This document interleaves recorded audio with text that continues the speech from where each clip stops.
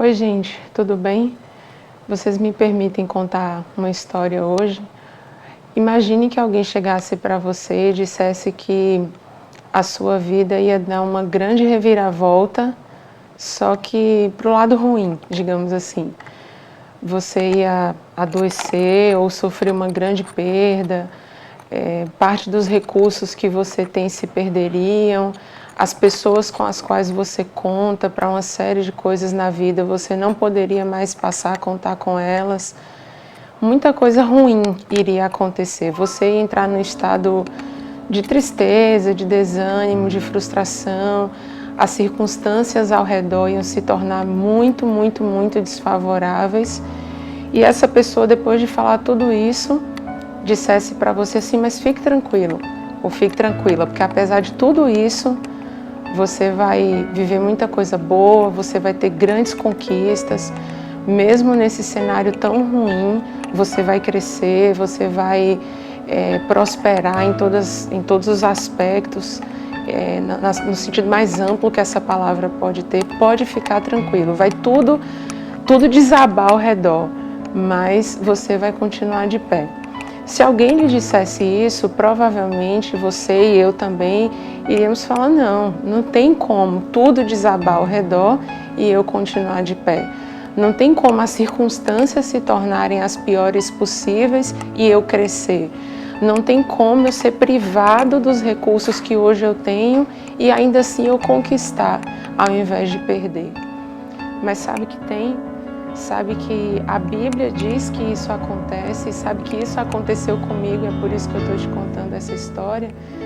Neste exato momento que eu estou falando aqui com vocês, eu estou experimentando mudanças, eu diria profundas, muito positivas, colheitas de coisas que foram semeadas há alguns anos, em um momento de absoluta dor, em um momento de absoluta perda, em circunstâncias totalmente adversas. Se alguém chegasse para mim há 6 anos e dissesse assim: fique tranquila, porque apesar de tudo isso, daqui a 6 anos você vai estar melhor do que você está hoje em muitos aspectos, eu ia dizer: não, você está brincando comigo. Mas a Bíblia fala que isso é possível. Isso está escrito lá em Jeremias 17, a partir do versículo 5, é um texto que eu particularmente gosto muito, diz assim: assim diz o Senhor, maldito é o homem que confia nas suas próprias forças e na capacidade humana, afastando o seu coração do Senhor. Ele será, essa pessoa, como uma pequena árvore seca no meio do deserto. A sua vida será como o deserto de Judá, seco e salgado, uma terra onde ninguém é capaz de viver.